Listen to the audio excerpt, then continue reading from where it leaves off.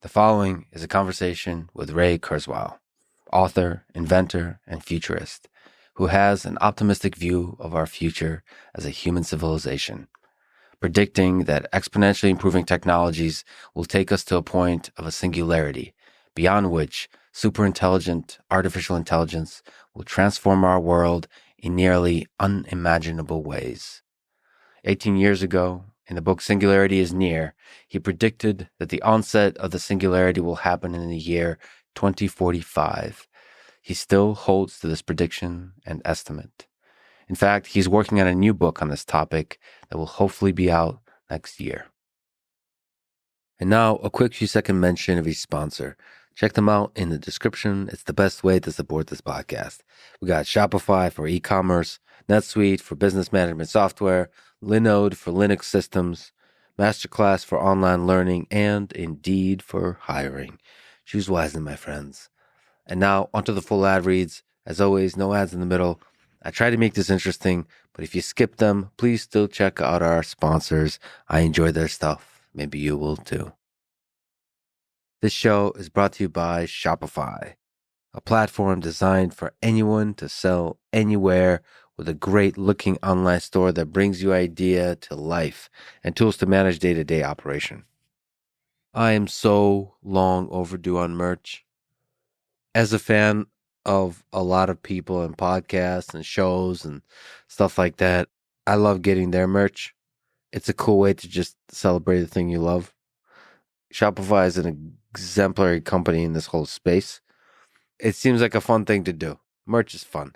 And so anyway, Shopify is a platform that enables that kind of thing. Super easy, very easy to set up, very easy to buy from.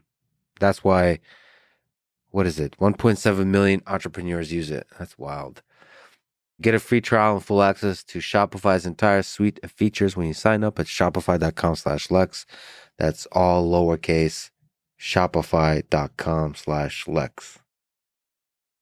This show is also brought to you by NetSuite, an all-in-one cloud business management system. It manages financials, human resources, inventory, e-commerce, and many business-related details. I talk to a lot of people that run large and medium-sized and small companies. A lot of them are becoming good friends of mine, and it's just clear to me that running a company at every stage of it, from startup when it's just you, one founder or co-founder, to when it's many thousands of people, it's just so complicated. There's so many things involved, so many more things than just the kind of engineering or the brainstorming or the idea development or product development, that kind of stuff. And that's the stuff I love, of course, but you have to get everything else right too. Like from the human resource, from the hiring process. The hiring process alone is just so fascinating. So whatever sort of machinery of running a business you need to get right, you should use the best tool for the job. That's what NetSuite is. You can go to netsuite.com/Lex to access their one-of-a-kind financing program. This episode is also brought to you by Linode, Linux virtual machines. I mean, the best operating system, the best interface in terms of cloud compute I've ever used is Linode. The best operating system is Linux. What else do you want from life, friends? The best operating system and the best cloud service that makes it super easy. You can create as many machines as you want. You can get your compute infrastructure for a small project, for a huge project. You can develop, you can deploy, any scale. It works. There's also really good customer service, 24/7, all days of the year. It's lower cost than AWS, but I mean, so many things I just love, including the interface. Just the little things about the online interface, managing the compute instances, creating new ones, monitoring them, just everything. The whole thing, super intuitive. I love it. Visit linode.com/Lex for free credit. This show is brought to you by Masterclass. $180 a year gets you an all-access pass to watch courses from the best people in the world in their respective disciplines. The list here, friends, is ridiculous. I can mention a few. a few of the ones I've listened to, and there's actually a few I'm not going to mention that I've listened to that are amazing as well. But Chris Hadfield, Neil deGrasse Tyson, Will Wright on gaming, Carlos Santana, probably my favorite guitar player, Gary Kasparov on chess, Daniel Negreanu on poker. And Daniel Negreanu is soon going to be a guest. Martin Scorsese, if there's a person that's a dream guest on this podcast, is probably Martin Scorsese. He's definitely up there. If you want to learn about a thing, learn it from the best people in the world, period. Not the best educators of a thing, but the best doers of a thing. Anyway, I highly recommend you check it out. Get unlimited access to every masterclass and get 15% off an annual membership at masterclass.com/Lex. This show is brought to you by Indeed, a hiring website. I've used them many times for many hiring efforts I've done in the past. By the way, I'm currently using them for a large number of hiring I'm doing, and you should visit lexfriedman.com/hiring. I have a bunch of job posts there. Or you can go through Indeed. I have the post up there as well. Anyway, doesn't matter. The point is, this is the best tool for the job of hiring. It does the first step really well, which is getting you the first batch of quality candidates. I think they call it Indeed Instant Match. They sort of basically match the resumes to the job description, give you a really nice initial pool, and then help you filter that pool down. I mean, the whole process, from the beginning pool to the end, perfect candidate that will make your life a beautiful, flourishing experience. They help you out with that. Indeed has a special offer only available for a limited time. Check it out at indeed.com/Lex. This is the Lex Friedman Podcast. To support it, please check out our sponsors in the description. And now, dear friends, here's Ray Kurzweil.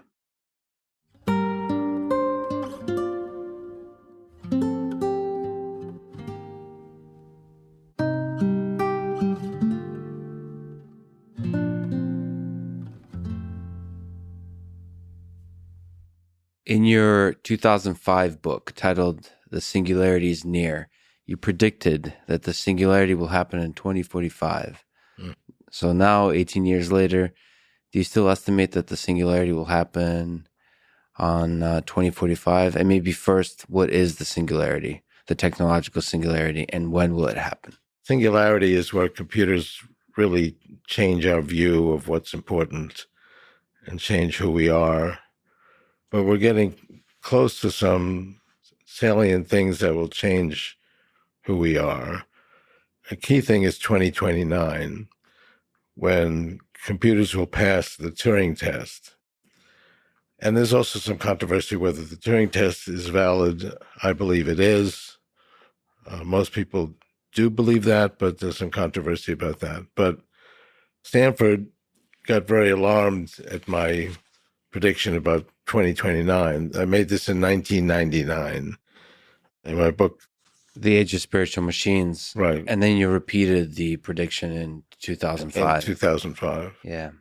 So they held an international conference, you might have been aware of it, of AI experts in 1999 to assess this view. So people gave different predictions, and they took a poll. It was really the first time that AI experts worldwide were polled on this prediction. And the average poll was 100 years. 20% believed it would never happen. And that was the view in 1999. 80% believed it would happen, but not within their lifetimes. There's been so many advances in AI that the poll of AI experts has come down over the years. So a year ago, something called Meticulous, which you may be aware of, assesses different types of experts on the future. They again assessed what AI experts then felt, and they were saying 2042. For the Turing test. For the Turing test. So it's coming down. And I was still saying 2029. Yeah. A few weeks ago, they again did another poll, and it was 2030. So AI experts now basically agree with me. I haven't changed at all. I've stayed with 2029. And AI experts now agree with me, but they didn't agree at first. So Alan Turing formulated the Turing test, and Right. Now, what he said was very little about it. I mean, the 1950 paper where he had articulated the Turing test, there's like a few lines that talk about the Turing test. And it really wasn't very clear how to administer it. And he said if they did it in like 15 minutes, that would be sufficient, which I don't really think is the case. These large language models now, some people are convinced by it already. I mean, you can talk to it and have a conversation with it, and you can actually talk to it for hours. So it requires a little more depth. There's some problems with large language models, which we can talk about. But some people are convinced by the Turing test. Now, if somebody passes the Turing test, what are the implications of that? Does that mean that they're sentient, that they're conscious, or not? It's not necessarily clear what the implications are. Anyway, I believe 2029, that's 6-7 years from now, we'll have something that passes the Turing test, and a valid Turing test, meaning it goes for hours, not just a few minutes. can you speak to that a little bit? What is your formulation of the Turing test? You've proposed a very difficult version of the Turing test. So what does that look like? Basically, it's just to assess it over several hours, and also have a human judge that's fairly sophisticated on what computers can do and can't do. If you take somebody who's not that sophisticated, or even a average engineer, they may not really assess various aspects of it. So you really want the human to challenge the system. Exactly. On its ability to do things like common sense reasoning, perhaps. That's actually a key problem with large language models. They don't do these kinds of tests that would involve assessing chains of reasoning. But you can lose track of that. If you talk to them, they actually can talk to you pretty well, and you can be convinced by it. But it's somebody that would really convince you that it's a human, whatever that takes. Maybe it would take days or weeks, but it would really convince you that it's human. Large language models can appear that way. You can read conversations and they appear pretty good. There are some problems with it. It doesn't do math very well. You can ask, well, how many legs did 10 elephants have? And they'll tell you, well, okay, each elephant has 4 legs and it's 10 elephants, so it's 40 legs. And you go, okay, that's pretty good. How many legs do 11 elephants have? And they don't seem to understand the question. Do all humans understand that question? No, that's the key thing. I mean, how advanced a human do you want it to be? But we do expect a human to be able to do multi-chain reasoning, to be able to take a few facts and put them together, not perfectly. And we see that, in a lot of polls that people don't do that perfectly at all. But so it's not very well defined, but it's something where it really would convince you that it's a human. Is your intuition that large language models will not be solely the kind of system that passes the Turing test in 2029? Do we need something else? I think it will be a large language model, but they have to go beyond what they're doing now. I think we're getting there. And another key issue is if somebody actually passes the Turing test validly, I would believe they're conscious. Now, not everybody would say that. It's okay, we can pass a Turing test, but we don't really believe that it's conscious. That's a whole other issue. But if it really passes the Turing test, I would believe that it's conscious. But I don't believe that of large language models today. If it appears to be conscious, that's as good as being conscious, at least for you, in some sense. I mean, consciousness is not something that's scientific. I mean, I believe you're conscious, but it's really just a belief, and we believe that about other humans that at least appear to be conscious. Um, when you go outside of shared human assumption, like are animals conscious? Some people believe they're not conscious. Some people believe they are conscious. And would a machine that acts just like a human be conscious? I mean, I believe it would be, but that's really a philosophical belief. It's not. You can't prove it. I can't take an entity and prove that it's conscious. There's nothing that you can do that would indicate that. It's like saying a piece of art is beautiful. You can say it, multiple people can experience a piece of art as beautiful, but you can't prove it. But it's also an extremely important issue. Yes. I mean, imagine if you had something where nobody's conscious. The world may as well not exist. Um, and so some people, like say Marvin Minsky, um, said, "Well, consciousness is not logical; it's not scientific, and therefore we should dismiss it. And any talk about consciousness is just not to be believed." But when he actually engaged with somebody who was conscious, he actually acted as if they were conscious. Mhm. He didn't ignore that. He acted as if consciousness does matter. Exactly. Whereas he said it didn't matter. Well, Uh, that's Marvin Minsky. yeah. He's full of But contradictions. but that's true of a lot of people as well. But to you, consciousness matters. But to me, it's very important. But but I would say it's not a scientific issue. It's a philosophical issue, and people have different views. Some people believe that anything that makes a decision is conscious. So your light switch is conscious.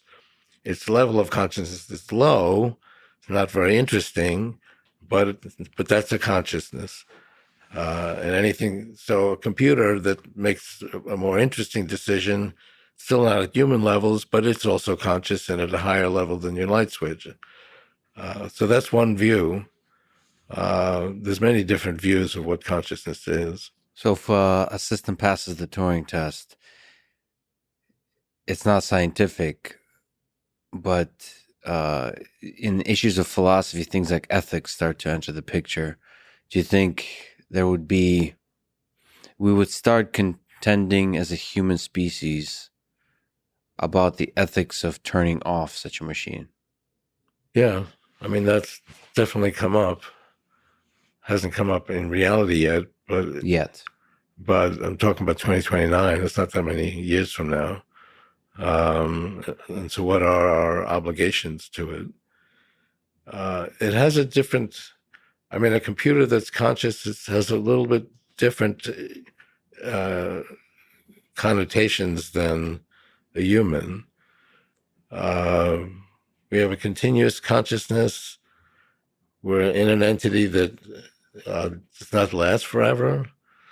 Um, Now, actually, a significant portion of humans still exist and are therefore still conscious. Um, but anybody who is over a certain age doesn't exist anymore. That wouldn't be true of a computer program. You could completely turn it off, and a copy of it could be stored, and you could recreate it. And so it has a different type of validity.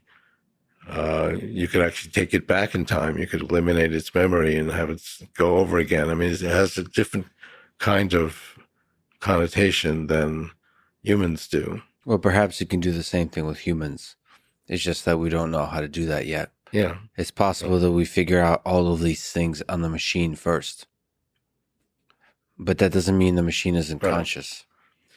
I mean, if you look at the way people react, say 3CPO or other machines that are conscious in movies, they don't actually present how it's conscious, but we see that they are a machine, and people will believe that they are conscious, and they'll actually worry about it if they get into trouble and so on. So 2029 is going to be the first year when a major thing happens, Right. and that will shake our civilization to start to consider the role of AI in Well, this world. yes and no. I mean, this one guy at Google claimed that the machine was conscious. But that's just one person. Right. When So, it starts to happen at scale, well, that's exactly right, because most people have not taken that position. I don't take that position. I mean, I've used uh, different things like this, and they don't appear to me to be conscious. As we eliminate various problems of these large language models, more and more people will accept that they're conscious.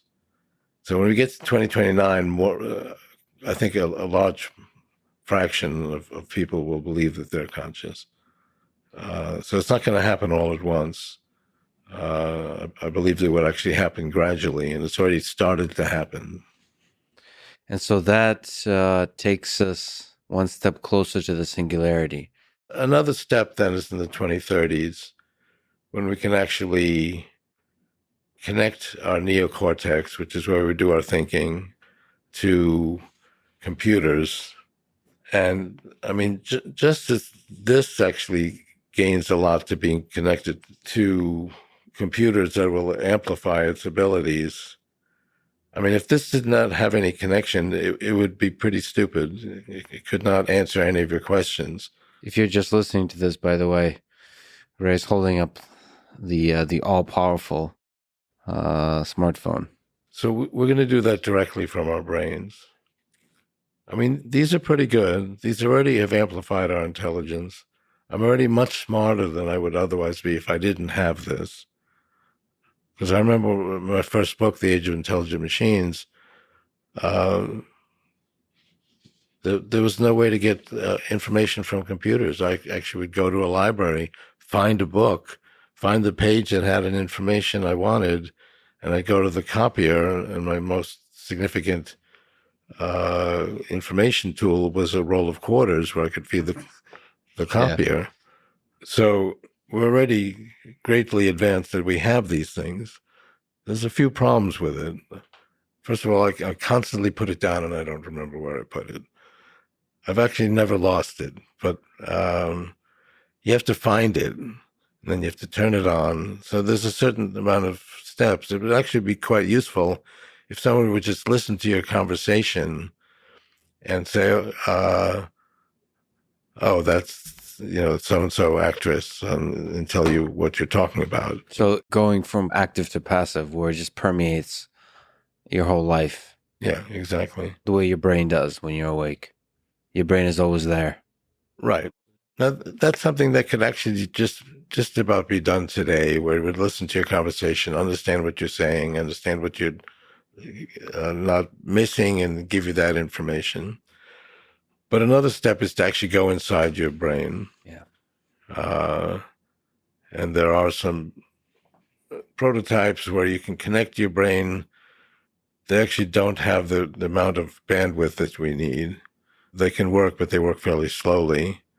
So if it actually would connect to your neocortex, and the neocortex, which I describe in How to Create a Mind, the neocortex is actually uh, it has different levels, and as you go up the levels, it's kind of like a pyramid. The top level is fairly small, and that's the level where you want to connect these brain extenders. Um, so I believe that will happen in the 2030s. We will actually. So just the way this is greatly amplified by being connected to the cloud, we can connect our own brain to the cloud and just do what we can do by using this machine. Do you think it would look like the brain computer interface of like Neuralink? So would it be Well, Neuralink's an attempt to do that. It doesn't have the bandwidth that we need. yet, Uh, right? right. But I think, I mean, they're going to get permission for this because there are a lot of people who absolutely need it because they can't communicate. I know a couple of people like that who have ideas and they cannot they cannot move their muscles and so on. They can't communicate. So for them, this would be very valuable. But we could all use it. Basically, it'd be uh, turn us into something that would be like we have a phone, but it would be in our minds. It would be kind of instantaneous. And maybe communication between two people would not require this low bandwidth mechanism of language, a Yes, spoken word. exactly. We don't know what that would be, although we do know that computers can share information like language instantly. They can share many, many books in a second, so we could do that as well. If you look at what our brain does, it actually can manipulate different parameters. So we talk about these large language models. I mean, I had written that it requires a certain amount of information in order to be effective, and that we would not see AI really being effective until it got to that level. Mm-hmm. And we had large language models that were like 10 billion bytes. It didn't work very well. They finally got to 100 billion bytes, and now they work fairly well. And now we're going to a trillion bytes. If you say Lambda has 100 billion bytes, what does that mean? Well, what if you had something that had one byte, one parameter? Maybe you want to tell whether or not something's an elephant or not. And so you put in something that would detect its trunk. If it has a trunk, it's an elephant. If it doesn't have a trunk, it's not an elephant. And that would work fairly well. There's a few problems with it. And it really wouldn't be able to tell what a trunk is. But anyway. And maybe other things other than elephants have trunks. You might get really confused. Yeah, exactly. I'm not sure which animals have trunks, but, plus how do you define a trunk? But yeah, that's one parameter. You can do okay. So these things have 100 billion parameters. So they're able to deal with very complex issues. All kinds of trunks. Human beings actually have a little bit more than that, but they're getting to the point where they can emulate humans. If we were able to connect this to our neocortex, we would basically add more of these abilities to make distinctions. And it could ultimately be much smarter and also be attached to information that we feel is reliable. So that's where we're headed. So you think that there will be a merger in the 30s, an increasing amount of merging between the human brain and the AI brain? Exactly. And the AI brain is really an emulation of human beings. I mean, that's why we're creating them, because human beings act the same way, and this is basically to amplify them. I mean, this amplifies our brain. It's a little bit clumsy to interact with, but it definitely is, way beyond what we had 15 years ago. But the implementation becomes different, just like a bird versus the airplane. Even though the AI brain is an emulation, it starts adding features we might not otherwise have, like ability to consume a huge amount of information quickly, like look up thousands of Wikipedia articles in one take. Exactly. I mean, we can get, for example, to issues like simulated biology, where it can simulate many different things at once. I mean, we already had one example of simulated biology, which is the Moderna vaccine. And that's going to be now the way in which we create medications. But they were able to simulate what each example of an mRNA would do to a human being, and they were able to simulate that quite reliably. And we actually simulated billions of different mRNA sequences, and they found the ones that were the best, and they created the vaccine. And they did, and talk about doing that quickly, they did that in 2 days. Now, how long would a human being take to simulate billions of different mRNA sequences? I don't know that we could do it at all, but it would take many years. They did it in 2 days. And one of the reasons that people didn't like vaccines is because it was done too quickly. It was done too fast. And they actually included the time it took to test it out, which was 10 months. So they figured, okay, it took 10 months to create this. Actually, it took us 2 days. And we also will be able to ultimately do the tests in a few days as well. Oh, because we can simulate how the body will respond to it. Yeah. More and Now, more. that's a little bit more complicated because the body has a lot of different elements, and we have to simulate all of that. But that's coming as well. So ultimately, we could create it in a few days and then test it in a few days, and it would be done. And we can do that with every type of medical insufficiency that we have. So curing all diseases, Yeah. improving certain functions of the body, supplements, drugs for recreation, for health, for performance, for productivity, all that. Well, that's where we're headed. Because I mean, right now we have a very inefficient way of creating these new medications. But we've already shown it, and the Moderna vaccine is actually the best of the vaccines we've had, and it literally took 2 days to create. And we'll get to the point where we can test it out also quickly. Are you impressed by AlphaFold and the solution to the protein folding, which essentially is modeling this primitive building block of life, which is a protein, and its 3D shape?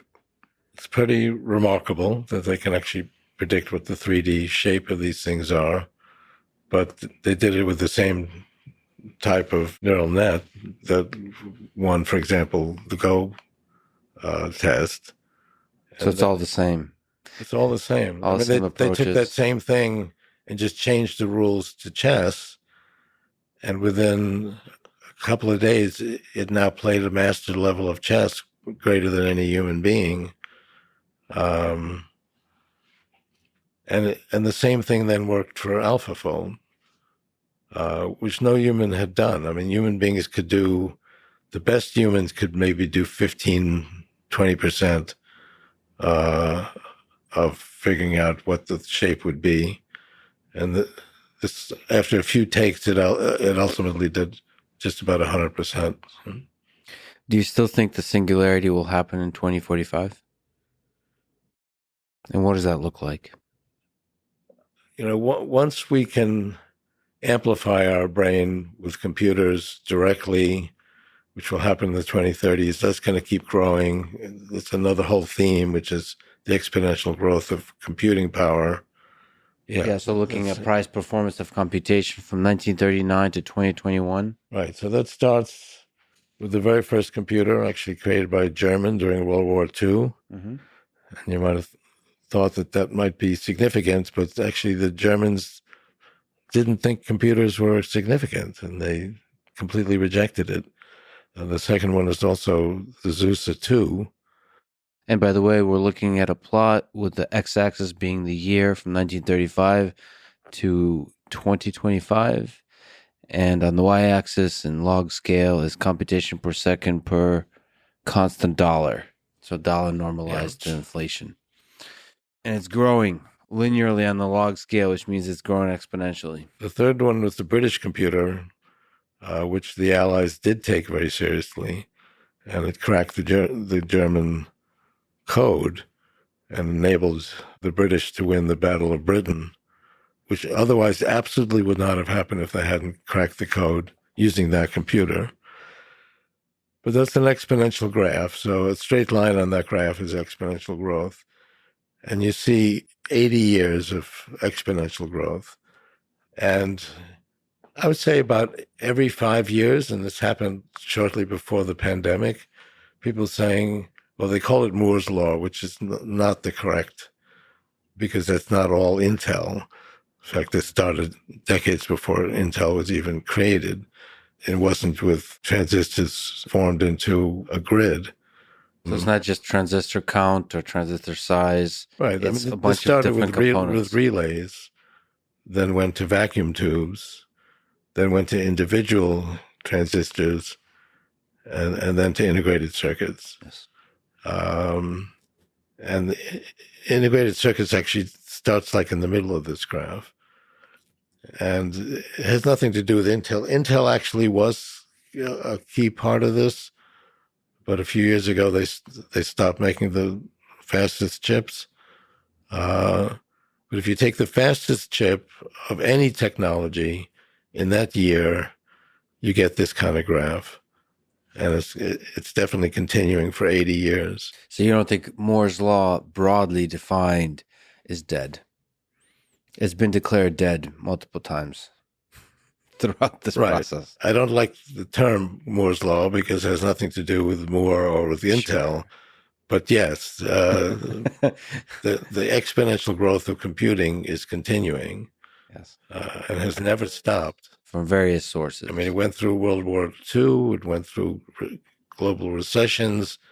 It's just continuing. And if you continue that out, along with software gains, which is a whole other issue, and they really multiply. Whatever you get from software gains, you multiply by the computer gains, you get faster and faster speed. This is actually the fastest computer models that have been created, and that actually expands roughly twice a year. Like every 6 months, it expands by 2. So we're looking at a plot from 2010 to 2022. On the x-axis is the publication date of the model, and the perhaps sometimes the actual paper associated with it. And on the y-axis is training compute and flops. And so basically, this is looking at the increase in the not transistors, but the computational power of neural networks. Yeah, it's the computational power that created these models, and that's doubled every 6 months. Which is even faster than transistor division. Yeah. Now, actually, since it goes faster than the amount of cost, this has actually become a greater investment to create these. But at any rate, by the time you get to 2045, we'll be able to multiply our intelligence many millions fold. And it's just very hard to imagine what that will be like. And that's the singularity where we can't even imagine. Right. That's why we call it the singularity. Because the singularity in physics, something gets sucked into its singularity and you can't tell what's going on in there because no information can get out of it.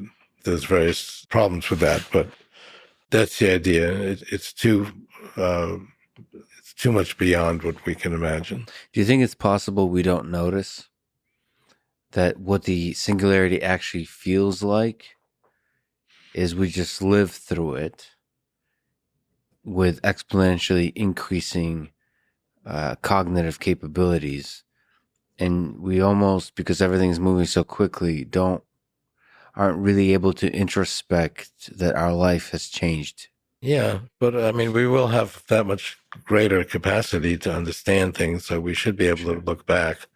Looking at history, understand history. But we will need people, basically like you and me, to actually think about these things. Think about it. But we might be distracted by all the other sources of entertainment and fun, because the exponential power of intellect is growing, but also there'll be a lot of fun. The amount of ways you can have, I mean, we already have a lot of fun with computer games and so on that are really quite remarkable. What do you think about the digital world, the metaverse, virtual reality?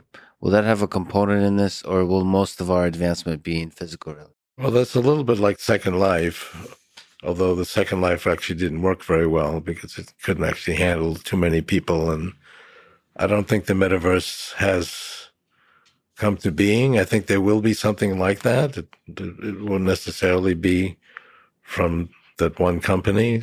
I mean, there's going to be competitors. But yes, we're going to live increasingly online. And particularly if our brains are online, I mean, how could we not be online? Do you think it's possible that, given this merger with AI, most of our meaningful interactions will be in this virtual world? Most of our life, we fall in love, we make friends, we come up with ideas, we do collaborations, we have fun. I actually know somebody who's marrying somebody that they never met. Yeah, I think they just met her briefly before the wedding, but she actually fell in love with this other person, never having met them. And I think the love is real. So that's a beautiful story. But do you think that story is one that might be experienced as opposed to by hundreds of thousands of people, but instead by hundreds of millions of people? I mean, it really gives you appreciation for these virtual ways of communicating. And if anybody can do it, then it's really not such a freak story. So I think more and more people will do that. But that's turning our back on our entire history of evolution. Or the old days, we used to fall in love by holding hands and sitting by the fire, that kind of stuff. Here, Well, you're I actually have 5 patents on where you can hold hands, even if you're separated. great. Um, So the touch, the sense, it's all just senses. It's all just yeah, I can be mean, replicated. it's not just that you're touching someone or not. There's a whole way of doing it, and it's very subtle, but ultimately we can emulate all of that. Are you excited by that future? Do you worry about that future? I have certain worries about the future, but not Not that. virtual touch. Well, I agree with you. You described 6 stages in the evolution of information processing in the universe, as you started to describe. Can you maybe talk through some of those stages, from the physics and chemistry to DNA and brains, and then to the very end, to the very beautiful end of this process? Well, it actually gets more rapid. So physics and chemistry, that's how we started. Um, So, and from the very beginning of the universe, we had lots of electrons and various things traveling around, and that took actually many billions of years. Kind of jumping ahead here to kind of some of the last stages where we have things like love and creativity. It's really quite remarkable that that happens. But finally, physics and chemistry created biology and DNA. And now you had actually one type of molecule that described the cutting edge of this process. And we go from physics and chemistry to biology. And finally, biology created brains. I mean, not everything that's created by biology has a brain, but eventually brains came along. and all of this is happening faster and faster. Yeah. It created increasingly complex organisms. Another key thing is actually not just brains, but our thumb. Because there's a lot of animals with brains even bigger than humans. I mean, elephants have a bigger brain, whales have a bigger brain, but they've not created technology because they don't have a thumb. So that's one of the really key elements in the evolution of humans. This physical manipulator device, Right. that's useful for puzzle solving in the physical reality. So I mean, I could look at a tree and go, oh, well, I could actually strip that branch down and eliminate the leaves and carve a tip on it, and I would create technology. And you can't do that if you don't have a thumb. Yeah.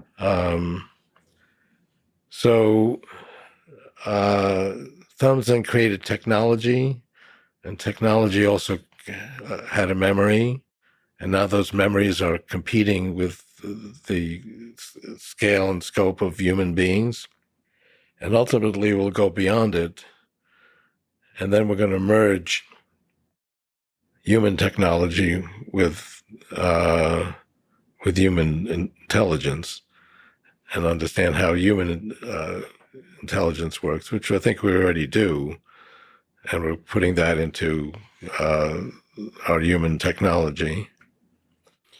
So create the technology inspired by our own intelligence, and then that technology supersedes us in terms of its capabilities, and we ride along. Or do you ultimately see it as And we ride fundamentally? along, but a lot of people don't see that. They say, Yes. well, okay, you got humans and you got machines, and there's no way we can ultimately compete with humans. And you can already see that. Lee Sedol, who's like the best Go player in the world, says he's not going to play Go anymore Yeah.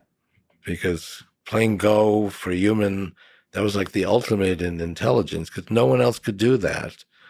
Uh, but now a machine can actually go way beyond him. And so he says, well, there's no point playing it anymore. That may be more true for games than it is for life. I think there's a lot of benefit to working together with AI in regular life. So, if you were to put a probability on it, is it more likely that we merge with AI or AI replaces us? A lot of people just think computers come along, they compete with them, we can't really compete, and that's the end of it. As opposed to them increasing our abilities. And if you look at most technology, it increases our abilities. Um, I mean, look at the history of work. Look at what people did 100 years ago. Does any of that exist anymore? People, I mean, if you were to predict that all of these jobs would go away and would be done by machines, people would say, well, there's going to be, no one's going to have jobs and it's going to be massive unemployment. Um, but I show in this book that's coming out the amount of people that are working, even as a percentage of the population, has gone way up. We're looking at the x-axis year from 1774 to 2024, and on the y-axis personal income per capita in constant dollars, and it's growing super linearly. I mean, it's 2021 constant dollars, and it's gone way up. That's not what you would predict, given that we would predict that all these jobs would go away. yeah. But the reason it's gone up is because we've basically enhanced our own capabilities by using these machines, as opposed to them just competing with us. That's a key way in which we're going to be able to become far smarter than we are now by increasing the number of different parameters we can consider in making a decision. I was very fortunate. I am very fortunate to be able to get a glimpse preview of your upcoming book, Singularity is Nearer. And one of the themes, outside of just discussing the increasing exponential growth of technology, one of the themes is that things are getting better in all aspects of life. And you talk just about this. So one of the things you're saying is with jobs. So let me just ask about that. There is a big concern that automation, especially powerful AI, will get rid of jobs. People will lose jobs. And as you were saying, the sense is throughout history of the 20th century, automation did not do that ultimately. And so the question is, will this time be different? Right. That is the question. Will this time be different? And it really has to do with how quickly we can merge with this type of intelligence. Whether Lambda or GPT-3 is out there and maybe it's overcome some of its, key problems. And we really have an enhanced human intelligence, that might be a negative scenario. But I mean, that's why we create technologies, to enhance ourselves.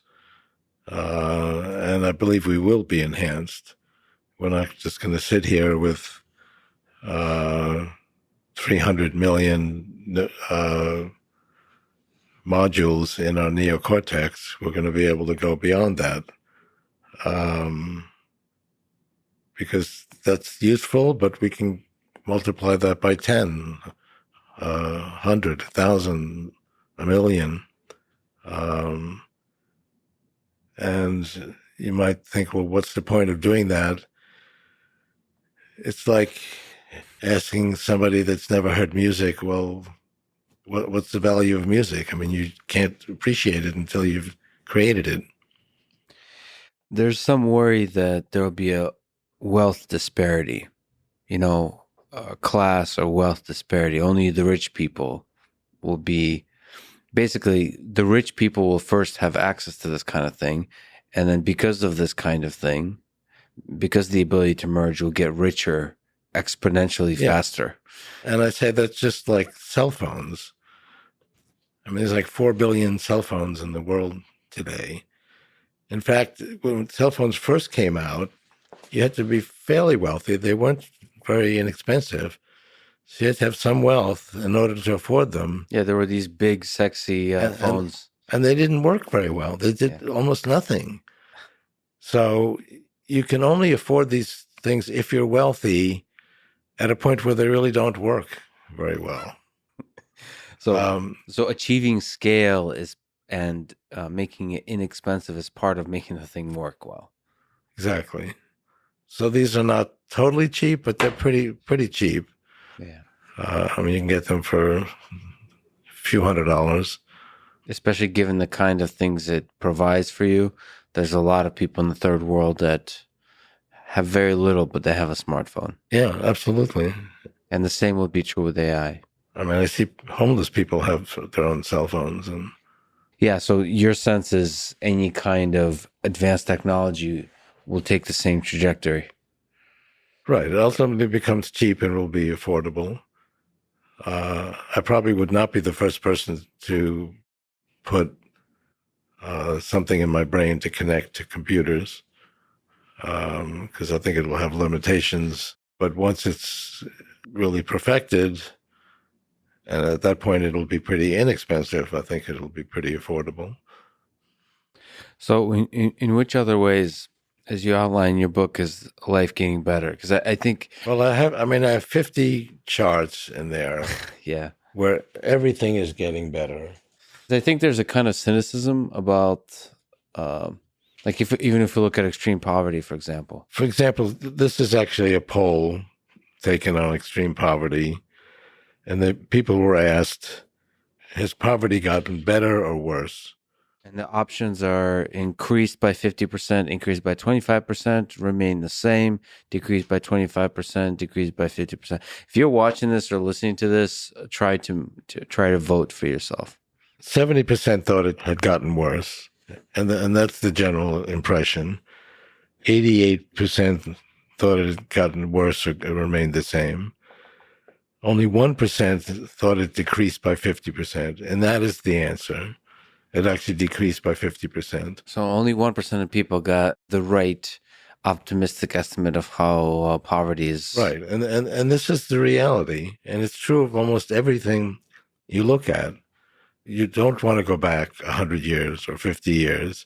Things were quite miserable then, but we tend not to remember that. So literacy rate increasing over the past few centuries across all the different nations, nearly to 100% across many of the nations in the world. It's gone way up. Average years of education have gone way up. Life expectancy is also increasing. Life expectancy was 48 in 1900. And is over 80 now. And it's going to continue to go up, particularly as we get into more advanced stages of simulated biology. For life expectancy, these trends are the same for at birth, age 1, age 5, age 10. So it's not just the infant mortality. And I have 50 more graphs in the book about all kinds of things.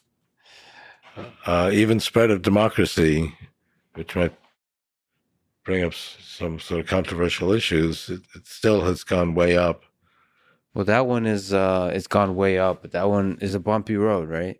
Exactly. And somebody might represent democracy and go backwards, but we basically had no democracies before the creation of the United States, which was a little over 2 centuries ago, which in the scale of human history isn't that long. Do you think superintelligence systems will help with democracy? So what is democracy? Democracy is giving a voice to the populace. and having their ideas, having their beliefs, having um, their views represented?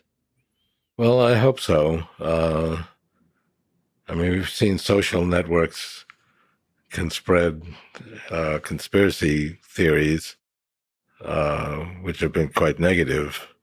Being, for example, being against any kind of stuff that would help your health. So those kinds of ideas have on social media, what you notice is they increase engagement. So dramatic division increases engagement. Do you worry about AI systems that will learn to maximize that division? I mean, I do have some concerns about this, and I have a chapter in the book about the perils of advanced AI. Um, Spreading misinformation on social networks is one of them, but there are many others. What's the one that worries you the most that we should think about to try to avoid? Well, it's hard to choose. Um, we do have the nuclear power that evolved when I was a child. I remember we would actually do these drills against a nuclear war. We'd get under our desks and put our hands behind our heads to protect us from a nuclear war. Seemed to work. We're still around, so You're protected. but that's still a concern. And there are key dangerous situations that can take place in biology. Someone could create a virus that's very, I mean, we have viruses that are hard to spread and they can be very dangerous. And we have viruses that are easy to spread, but they're not so dangerous. Somebody could create something that would be very easy to spread and very dangerous and be very hard to stop. And it could be something that would spread without people noticing because people could get it, they'd have no symptoms, and then everybody would get it, and then symptoms would occur maybe a month later. So, I mean, and that actually doesn't occur normally, because if we were to have a problem with that, we wouldn't exist. So the fact that humans exist means that we don't have viruses that can spread easily and kill us, because otherwise we wouldn't exist. Yeah, viruses don't want to do that. They want to spread and keep the host alive. Yeah. Somewhat. So you can describe various dangers with biology, also nanotechnology, which we actually haven't experienced yet, but there are people that are creating nanotechnology, and I described that in the book. Now you're excited by the possibilities of nanotechnology, of nanobots, of being able to do things inside our body, inside our mind that's going to help. What's exciting, what's terrifying about nanobots? What's exciting is that that's a way to communicate with our neocortex, because each neocortex is pretty small, and you need a small entity that can actually get in there and establish a communication channel. And that's going to really be necessary to connect our brains to AI within ourselves, because otherwise it would be hard for us to compete with it. In a high bandwidth way. Yeah. Yeah. And that's key, actually, because a lot of the things like Neuralink are really not high bandwidth yet. So nanobots is the way you achieve high bandwidth. How much intelligence would those nanobots have? Yeah, they don't need a lot, just enough to basically establish a communication channel to one nanobot. So it's primarily about communication. Yeah. Between external computing devices and our biological thinking machine. What worries you about nanobots? Is it similar to with the viruses? Well, I mean, there's the Great Goo challenge. Yes. If you had a nanobot that uh, wanted to create any kind of entity and repeat itself, and was able to operate in a natural environment, it could turn everything into that entity and basically destroy all biological life. So you mentioned nuclear weapons. Yeah. I'd love to hear your opinion about the 21st century and whether you think we might destroy ourselves. And maybe your opinion, if it has changed by looking at what's going on in Ukraine, that we could have a hot war with nuclear powers involved and the tensions building and a seeming forgetting of how terrifying and destructive nuclear weapons are. Do you think humans might destroy ourselves in the 21st century? And if we do, how? And how do we avoid it? I don't think that's going to happen, despite the terrors of that war. It is a possibility, but I mean, I don't. It's unlikely in your mind. Yeah, even with the tensions we've had with this one nuclear power plant that's been taken over, um, it's very tense. But I don't actually see a lot of people worrying that that's going to happen. I think we'll avoid that. We had 2 nuclear bombs go off in 45. So now we're 77 years later. Yeah, we're doing pretty good. We've never had another one go off through anger. But people forget. People forget the lessons of history. Well, yeah. So, I mean, I am worried about it. I mean, that is definitely a challenge. But you believe that we'll make it out, and ultimately superintelligent AI will help us make it out, as opposed to destroy us. I think so. But we do have to be mindful of these dangers. And there are other dangers besides nuclear weapons. So to get back to merging with AI, will we be able to upload our mind in a computer in a way where we might even transcend the constraints of our bodies? So copy our mind into a computer and leave the body behind? Let me describe one thing I've already done with my father. Yeah, that's a great story. So we created technology. This is public, came out, I think, 6 years ago, where you could ask any question, and the release product, which I think is still on the market, it would read 200,000 books, and then find the one sentence in 200,000 books that best answered your question. And it's actually quite interesting. You can ask all kinds of questions and you get the best answer in 200,000 books. But I was also able to take it and not go through 200,000 books, but go through a book that I put together, which is basically everything my father had written.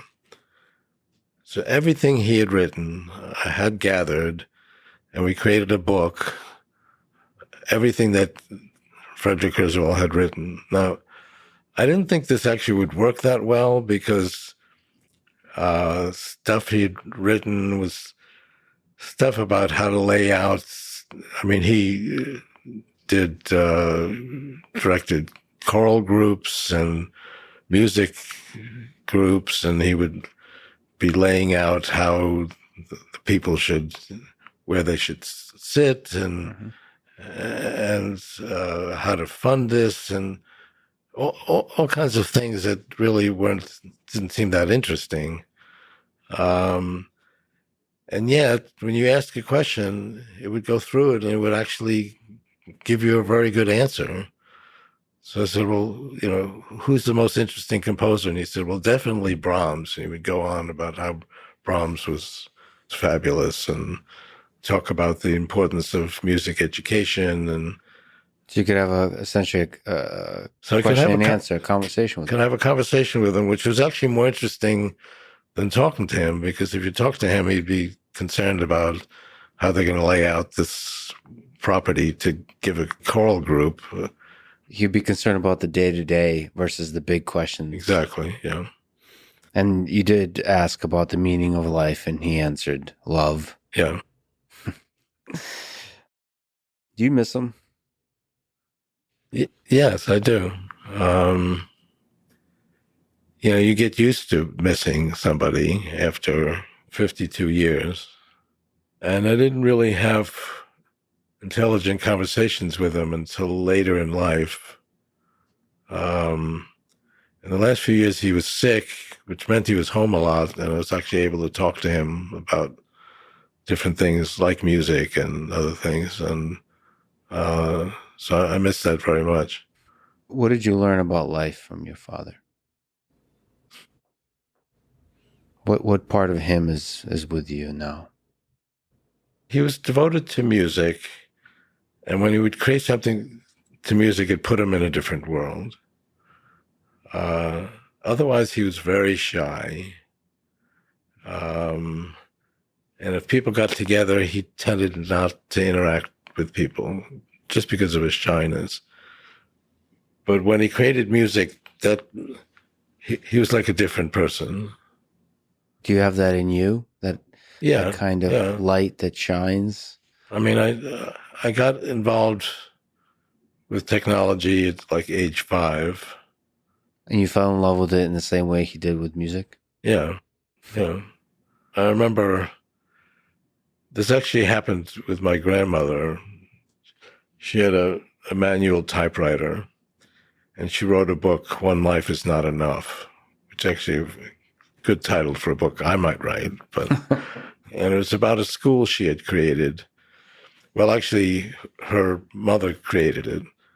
So my mother's mother's mother created the school in 1868, and it was the first school in Europe that provided higher education for girls. It went through 14th grade. If you were a girl and you were lucky enough to get an education at all, it would go through like 9th grade. And many people didn't have any education as a girl. This went through 14th grade. Her mother created it. She took it over. And the book was about the history of the school and her involvement with it. When she presented it to me, I was not so interested in the story of the school, but I was totally amazed with this manual typewriter. I mean, here was something you could put a blank piece of paper into, and you could turn it into something that looked like it came from a book.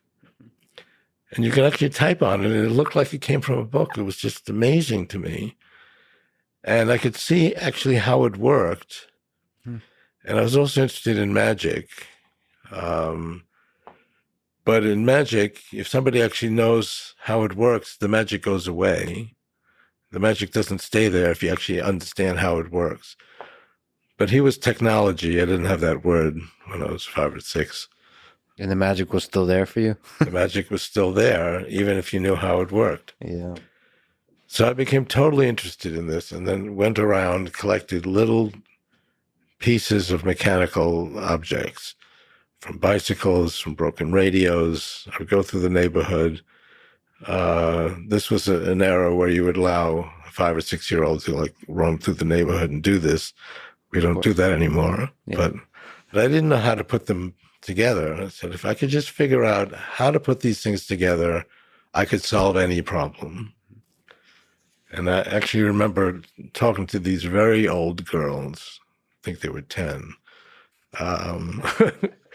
and telling them, if I could just figure this out, we could fly, we could do anything. And they said, well, you have quite an imagination. And then when I was in 3rd grade, so it was like 8, created like a virtual reality theater where people could come on stage and they could move their arms, and all of it was controlled through one control box. It was all done with mechanical technology. And it was a big hit in my 3rd grade class. And then I went on to do things in junior high school science fairs and high school science fairs. I won the Westinghouse Science Talent Search. So, I mean, I became committed to technology when I was 5 or 6 years old. You've talked about how you use lucid dreaming to think, to come up with ideas as a source of creativity. Could you maybe talk through that? Maybe the process of how to, you've invented a lot of things. You've came up and thought through some very interesting ideas. What advice would you give, or can you speak to the process of thinking, of how to think creatively? Well, I mean, sometimes I will think through in a dream and try to interpret that. But I think the key issue that I would tell younger people um, is to put yourself in the position that what you're trying to create already exists. And then you're explaining, like, How it works. exactly. That's really interesting. You paint a world that you would like to exist, you think it exists, and reverse And engineer then you that. actually imagine you're giving a speech about Yeah, how you created this. Well, you'd have to then work backwards as to how you would create it in order to make it work. that's brilliant. And that requires some imagination too, some first principles thinking. You have to visualize that world. That's really interesting. And generally, when I talk about things we're trying to invent, I would use the present tense as if it already exists. Not just to give myself that confidence, but everybody else who's working on it. We just have to kind of do all the steps in order to make it How much, actual. how much of a good idea is about timing? How much is it about your genius versus that its time has come? Timing's very important. I mean, that's really why I got into futurism. I wasn't inherently a futurist. That was not really my goal. It's really to figure out when things are feasible. We see that now with large scale models. The very large scale models like GPT-3, it started 2 years ago. 4 years ago, it wasn't feasible. In fact, they did create GPT-2, which didn't work. So it required a certain amount of timing having to do with this exponential growth of computing power. So futurism in some sense is a study of timing, trying to understand how the world will evolve. Yeah, yeah. And when will the capacity for certain ideas And that's become emerge. A thing in itself, then, to try to time things in the future. But really, its original purpose was to time my products. I mean, I did OCR in the 1970s because OCR doesn't require a lot of computation. Optical character recognition. Yeah, so we were able to do that in the 70s. And I waited till the 80s to address speech recognition, since that requires more computation. So you were thinking through timing when you're developing those things. Yeah. Has its time come? Yeah. And that's how you've developed that brain power to start to think in a futurist sense. How will the world look like in 2045 and work backwards? Yeah. And how it gets there.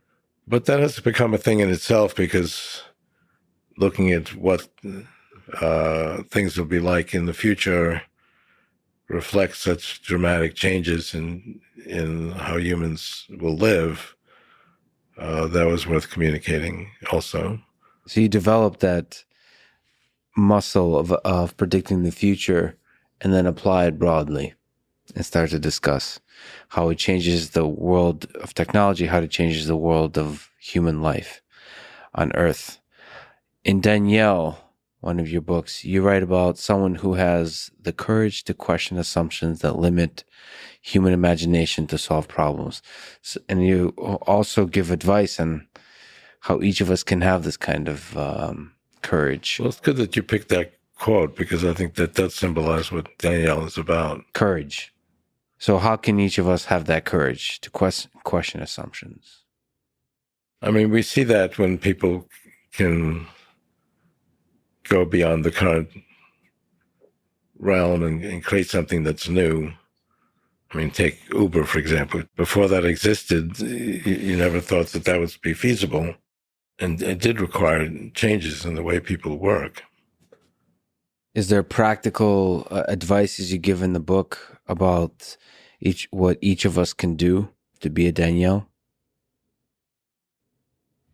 Well, she looks at the situation and tries to imagine how she can overcome various obstacles, and then she goes for it. And she's a very good communicator, so she can communicate these ideas to other people. And there's practical advice of learning to program and recording your life and things of this nature. Become a physicist. So you list a bunch of different suggestions of how to throw yourself into this world. Yeah, I mean, it's kind of a idea how young people can actually change the world by learning all of these different skills. And at the core of that is the belief that you can change the world. That your mind, your body can change the world. Yeah, that's right. And not letting anyone else tell you otherwise. That's very good. Exactly. When we upload the story you told about your dad and having a conversation with him, we're talking about uploading your mind to the computer. Do you think we'll have a future with something you call afterlife? We'll have avatars that mimic increasingly better and better our behavior, our appearance, all that kind of stuff. Even those are perhaps no longer with us. Yes, I mean, we need some information about them. I mean, I think about my father. I have what he wrote. Now, he didn't have a word processor, so he didn't actually write that much. And our memories of him aren't perfect. So how do you even know if you've created something that's satisfactory? Now, you could do a Frederick Kurzweil Turing test. It seems like Frederick Kurzweil to me. But the people who remember him, like me, don't have a perfect memory. Is there such a thing as a perfect memory? Maybe the whole point is for him to make you feel a certain way. Yeah. Well, I think that would be the goal. And that's the connection we have with loved ones. It's not really based on very strict definition of truth. It's more about the experiences we share. Yeah. And they get morphed through memory. But ultimately they make us smile. I think we definitely can do that. And that would be very worthwhile. So do you think we'll have a world of replicants? Of copies? There'll be a bunch of Ray Kurzweils. Like I could hang out with one. I can download it for $5 and have a best friend, Ray. And you, the original copy, wouldn't even know about it. Is that? Do you think that world is? First of all, do you think that world is feasible, and do you think there's ethical challenges there? Like, how would you feel about me hanging out with Ray Kurzweil and you not knowing about it? Doesn't strike me as a problem. Which you, the original? Would you strike? Would that cause a problem for you? No, I enjoy. I would really very much enjoy it. No, not just hang out with me, but if somebody hang out with you, a replicant of you. Well, I think I would start. It sounds exciting, but then what if they start doing better than me, and take over my friend group, and then I because they may be an imperfect copy, or there may be more social, or all these kinds of things, and then I become like the old version that's not nearly as exciting. Maybe they're a copy of the best version of me on a good day. Yeah. But if you hang out with a replicant of me and that turned out to be successful, I'd feel proud of that person because it was based on me. So, So but it is a kind of death of this version of you. well, not necessarily. I mean, you can still be alive, right? But and you would be proud. Okay, so it's like having kids, and you're proud that they've done even more than you were able to do. Yeah, exactly. Hmm. It does bring up new issues, but it seems like an opportunity. Well, that replicant should probably have the same rights as you do. Well, that gets into a whole issue uh, because when a replicant occurs, they're not necessarily going to have your rights. And if a replicant occurs to somebody who's already dead, do they have all the obligations and that the original person had? Do they have all the agreements that they had? So, I think you're going to have laws that say yes. There has to be, if you want to create a replicant, they have to have all the same rights as human rights. well, you don't know. Someone could create a replicant and say, well, it's a replicant, but I didn't bother getting their rights. And so, But that would be illegal. I mean, like if you do that, you have to do that in the black market. You have to, if you want to get an official replicant, okay, you're gonna. it's not so easy. Suppose you create multiple replicants. The original rights uh, maybe for one person and not for a whole group of people. Sure. So, like, so there has to be at least one, and then all the other ones kind of share the rights. Yeah, I just don't. I don't think that's very difficult to conceive for us humans. The idea I that mean, this we don't. You country. could create a replicant that has certain. I mean, I've talked to people about this, including my wife, who would like to get back her father, um, and she doesn't worry about who has rights to what. She would have somebody that she could visit with and might give her some satisfaction, uh, and they wouldn't. She wouldn't care about any of these other rights.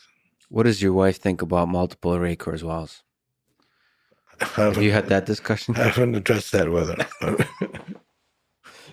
I think ultimately that's an important question. Loved ones, how they feel about. There's something about Well, love that's the and key thing, right? If the loved one's rejected, it's not going to work very well. So the loved ones really are the key determinant whether or not this works or not. but there's also ethical rules. We have to contend with the idea, and we have to contend with that idea with Right. AI. But what's going to motivate it is, I mean, I talk to people who really miss Yeah, people who are gone and they would love to get something back, even if it isn't perfect. And that's what's going to motivate this. and that person lives on in some form. And the more data we have, the more we're able to reconstruct that person and allow them to Right. live on. Right. And eventually, as we go forward, we're going to have more and more of this data because we're going to have nanobots that are inside our neocortex and we're going to collect a lot of data. In fact, anything that's data is always collected. There is something a little bit sad, which is becoming, or maybe it's hopeful, which is more and more common these days. Which, when a person passes away, you'll have their Twitter account, and you have the last tweet they tweeted, like something they And you ate can that day. recreate them now with large language models and so on. I mean, you can create somebody that's just like them and can actually continue to communicate. I think that's really exciting because I think, in some sense, like if I were to die today, in some sense, I would continue on if I continued tweeting. I tweet, therefore I am. Yeah. Well, In some sense. I mean, that's one of the advantages of a replicant. They can recreate the communications of that person. Do you do you hope humans will become a multiplanetary species? you've talked about the phases, the 6 epochs, and one of them is reaching out into the stars, in part. Yes, but the kind of attempts we're making now to go to other planetary objects doesn't excite me that much because it's not really advancing anything. It's not efficient enough. Yeah, and we're also putting out other human beings, which is a very inefficient way to explore these other objects. What I'm really talking about in the sixth epoch, the universe wakes up. It's where we can spread our superintelligence throughout the universe. And that doesn't mean sending very soft, squishy creatures like humans. Yeah. The universe wakes up.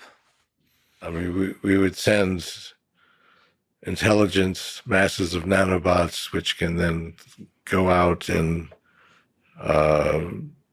colonize these other parts of the universe. Do you think there's intelligent alien civilizations out there that our bots might meet? My hunch is no. Most people say yes, absolutely. I mean, The universe is too big. And they'll cite the Drake equation.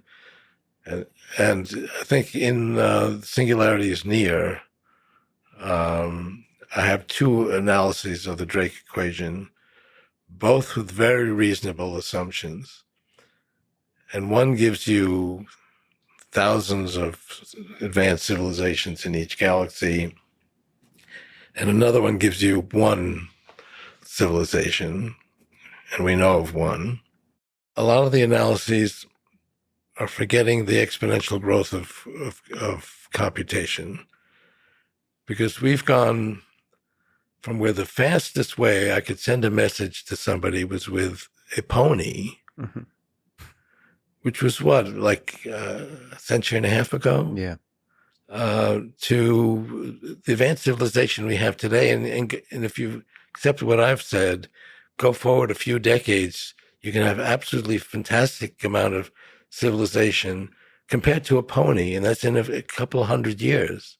Yeah, the speed and the scale of information transfer is is growing exponentially in a blink of an eye. Now think about these other civilizations. They're going to be spread out at cosmic times. So if something is like ahead of us or behind us, it could be ahead of us or behind us by maybe millions of years, which isn't that much. I mean, the world is billions of years old, 14 billion or something. So even 1,000 years, if 200 or 300 years is enough to go from a pony to a fantastic amount of civilization, we would see that. So of other civilizations that have occurred, okay, some might be behind us, but some might be ahead of us. If they're ahead of us by thousands, millions of years, and they would be so far beyond us, they would be doing galaxy-wide engineering. Yeah. But we don't see anything doing galaxy-wide engineering. So either they don't exist, or this very universe is a construction of an alien species.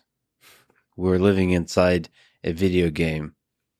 Well, that's another explanation that, yes, you've got some teenage kids in another civilization. Do you find compelling the simulation hypothesis as a thought experiment that we're living in a simulation? The universe is computational. So we are an example in a computational world. Therefore, it is a simulation. It doesn't necessarily mean an experiment by some high school kid in another world, but it's nonetheless is taking place in a computational world. And everything that's going on is basically a form of computation. So you really have to define what you mean by this whole world being a simulation. Well, then it's the teenager that makes the video game. You know, us humans with our current limited cognitive capability have strived to understand ourselves, and we have created religions. We think of God. Whatever that is, do you think God exists? And if so, who is God? I alluded to this before. We started out with lots of particles going around, Yeah. and there's nothing that represents love and creativity. Um, and somehow we've gotten into a world where love actually exists. And that has to do actually with consciousness, because you can't have love without consciousness. So to me, that's God, the fact that we have something where love, where you can be devoted to someone else and really feel that love, um, that's God. And if you look at the Old Testament, it was actually created by several different rabbinates in there. And I think they've identified three of them. One of them dealt with God as a person that you can make deals with, and he gets angry and he wreaks vengeance on various people. But two of them actually talk about God as a symbol of love and peace and harmony and so forth. That's how they describe God. And so that's my view of God, not as a person in the sky that you can make deals with. It's whatever the magic that goes from basic elements to things like consciousness and love. Do you think one of the things I find extremely beautiful and powerful is cellular automata, which you also touch on? Do you think whatever the heck happens in cellular automata where interesting, complicated objects emerge, God is in there too? The emergence of love in this seemingly Well, primitive that's the goal universe? of creating a replicant, is that they would love you and you would love them. There wouldn't be much point of doing it if that didn't happen. But all of it, I guess what I'm saying about cellular automata is it's primitive building blocks, and they somehow create beautiful things. Is there some deep truth to that about how our universe works? Is the emergence from simple rules, beautiful complex objects can emerge? Is that the thing that made us Yeah, as well, we went through all the 6 phases of reality? that's a good way to look at it. It does make some point to the whole value of having a universe. Do you think about your own mortality? Are you afraid of it? Yes, but I keep going back to my idea of being able to expand human life quickly enough in advance of our getting there. Longevity, escape velocity, um, which we're not quite at yet, but I think we're actually pretty close, particularly with, for example, doing simulated biology. I think we can probably get there within, say, by the end of this decade. And that's my goal. Do you hope to achieve the longevity, escape velocity? Do you hope to achieve immortality? Well, immortality is hard to say. I can't really come on your program saying, I've done it. I've Right. achieved immortality, Right. because it's never forever. Um, A but long time of living well. but we'd like to actually advance human life expectancy, advance my life expectancy more than a year every year. And I think we can get there by the end of this decade. How do you think we do it? So there's practical things in Transcend, the 9 Steps to Living Well Forever, your book. You describe just that. There's practical things like health, exercise, all those things. And then Yeah, I there's mean, we live in engineering. a body that doesn't last forever. There's no reason why it can't, though. And we're discovering things, I think, that will extend it. Um, But you do have to deal with, I mean, I've got various issues. Went to Mexico 40 years ago, developed salmonella that created pancreatitis, which gave me a strange form of diabetes. It's not uh, type 1 diabetes because that's an autoimmune disorder that destroys your pancreas. I don't have that. But it's also not type 2 diabetes because type 2 diabetes is your pancreas works fine, but your cells don't absorb the insulin well. I don't have that either. The pancreatitis I had partially damaged my pancreas, but it was a one-time thing. It didn't continue. And I've learned now how to control it. But so that's just something I had to do in order to continue to exist. Since your particular biological system, you have to figure out a few hacks. And the idea is that science would Yes, be able to do that much better, actually. Yeah. So, I mean, I do spend a lot of time just tinkering with my own body to keep it going. So I do think I'll last till the end of this decade, and I think we'll achieve longevity, escape velocity. I think that will start with people who are very diligent about this. Eventually, it'll become sort of routine that people will be able to do it. So if you're talking about kids today, or even people in their 20s or 30s, it's really not a very serious problem. I have had some discussions with relatives who are like almost 100 and saying, well, we're working on it as quickly as possible, but I don't know if that's going to work. Is there a case, this is a difficult question, but is there a case to be made against living forever? That a finite life, that mortality is a feature, not a bug. That living a shorter, so dying makes ice cream taste delicious, makes life intensely beautiful, more than it Most otherwise people might be. believe that way, except if you present a death of anybody they care about or love, they find that extremely depressing. And I know people who feel that way 20, 30, 40 years later, they still want them back. So, I mean, death is not something to celebrate, but we've lived in a world where people just accept this. Well, life is short. You see it all the time on TV. Oh, life's short. You have to take advantage of it.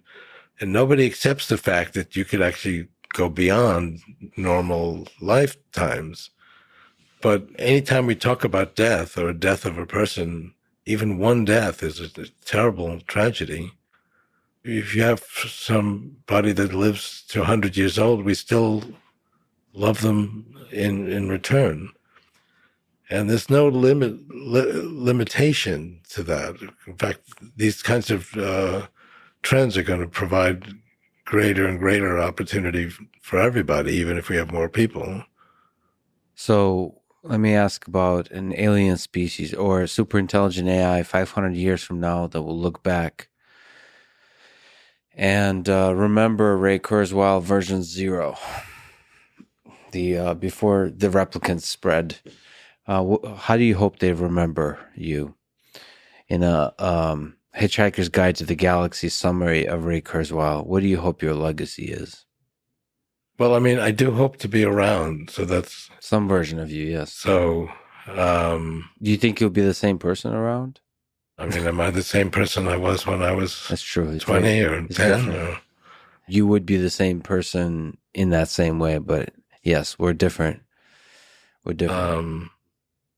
All you have of that person is your memories, which are probably distorted in some way.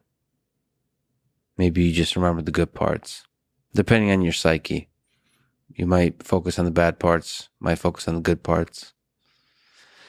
Right. But, I mean, I'd still have a relationship to the way I was when I was younger. How will you and the other super intelligent AIs remember you of today from 500 years ago? What do you hope to be remembered by, this version of you, before the singularity?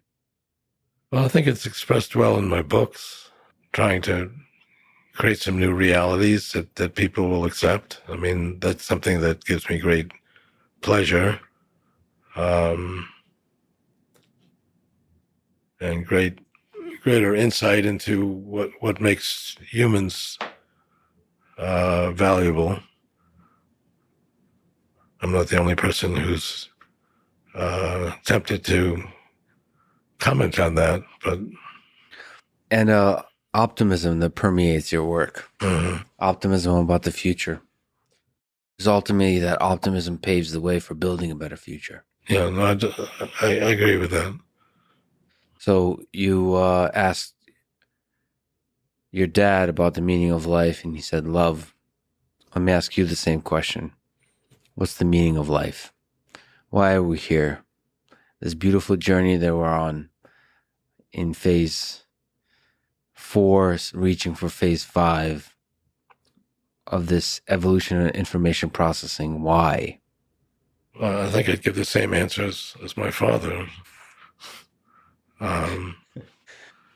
Because if there were no love and we didn't care about anybody, there'd be no point existing. Love is the meaning of life. The AI version of your dad had a good point. Well, I think that's a beautiful way to end it. Ray, thank you for your work. Thank you for being who you are. Thank you for dreaming about a beautiful future and creating it along the way. And thank you so much for spending your really valuable time with me today. This was awesome. Well, it was my pleasure, and you have some great insights, both into me and into humanity as well. So I appreciate that. Thanks for listening to this conversation with Ray Kurzweil. To support this podcast, please check out our sponsors in the description. And now, let me leave you with some words from Isaac Asimov.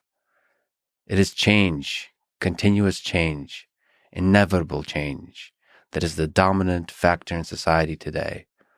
No sensible decision can be made any longer without taking into account not only the world as it is, but the world as it will be. This, in turn, means that our statesmen, our businessmen, our everyman must take on a science-fictional way of thinking. Thank you for listening, and hope to see you next time.